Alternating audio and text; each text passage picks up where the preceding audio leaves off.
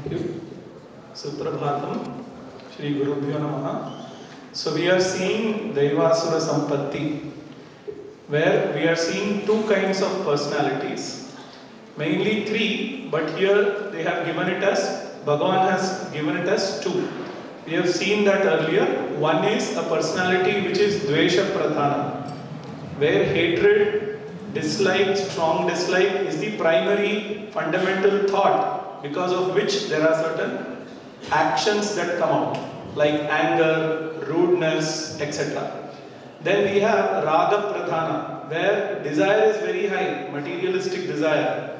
That is Raga Pradhana. And the third type of personality is Jnana Pradhana. That which is conducive for knowing what my true nature as pure consciousness.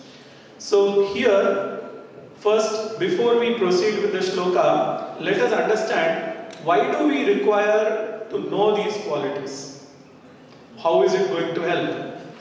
So, the Daivi Sampat, the qualities which are conducive for knowledge, if we already have, that means we have made some kind of a progress based on effort put in the previous birth.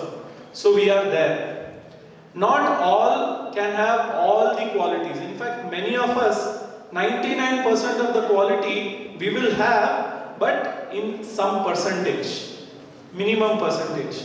So we require to, we have to cultivate those qualities which we do not have. That is why Daivi Sampat is given. And those qualities become part of our personality. And that personality will help us clear the bias in our mind so that the knowledge is evident. Aham Brahma Asmi. This knowledge, I am that pure consciousness, this knowledge is very clear. For that, you need to have certain qualifications. So, Daivi Sampat is required. Then why Asuri Sampat is talked about? There are certain tendencies which are part of our personality which is hindering for us to understand this knowledge, to know I am pure consciousness. It is a hindrance. Therefore, it is a hindrance for moksha. And we need to remove those qualities. We have to decultivate those qualities in us. And therefore, Asuri Sampatti is given. And you will see Krishna Paramatma from the next shloka onwards will elaborate till the end of chapter only Asuri Sampatti. The shlokas 1, 2 and 3 talked about Daivi Sampatti, and 4th shloka briefly talked about Asuri Sampatti. Now Asuri Sampatti will be elaborated from the next shloka. So therefore this shloka has come as a connection between the first 5 shlokas and this from the 7th shloka. This is the connection. Now, I'll give you an example. Whenever we do not know about something properly, our actions, our thought patterns and our emotions are based on our knowledge. To give you an example, you are walking in dimly lit road, and actually your friend is there on the other side with a white hoodie.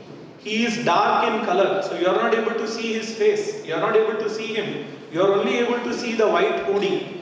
Just imagine you have seen a ghost story or a movie before coming, walking. What will you think? That it is a ghost. It is moving, you will also move. It is moving fast, you will turn your back and you will run away. What is the thought pattern you have? I am scared. Bhayam. And that bhayam is coming because of what? Because you don't know he is actually a friend, he is a human being.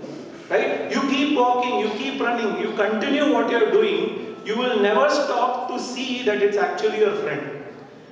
Right? But at some point in time, let's assume you are having earphone and you are listening to music, so you won't hear his voice also. You'll say, hey, I am this so and so, I am so and so. You won't be able to listen to it. So therefore, just imagine that you are running.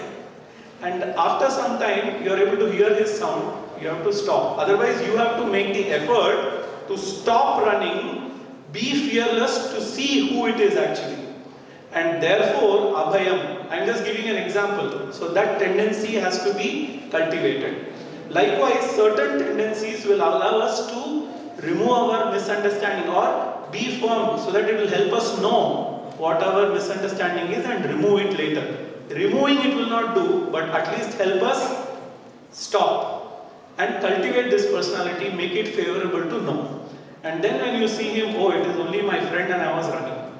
This is how it is. That is why Daivi Sampati has to be inculcated. Asuri Sampati, fear, running, right? Trying to beat, you don't know who it is, trying to beat, be rude. All this happens when there is ignorance. So ignorance alone brings in all this. But if you stay with Asuri Sampati, what happens? You will never be able to find what the truth is. And therefore, you should give up those tendencies which will not allow you to know the truth. That is the reason why Asuri Sampati and Daivi Sampati is given. Let us see this specific shloka. Dvau bhuta sargau loke asmin daivah asurah eva cha.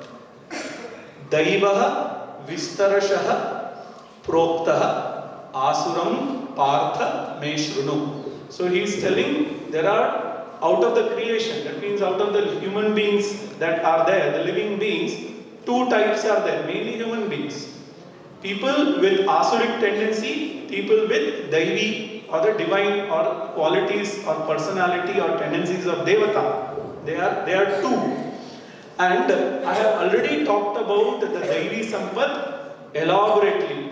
Vistarashaha Proktaha. Now I am going to talk about the asuric tendency. Please listen to me, hey Arjuna, and that is going to come from the next shloka. Thank you.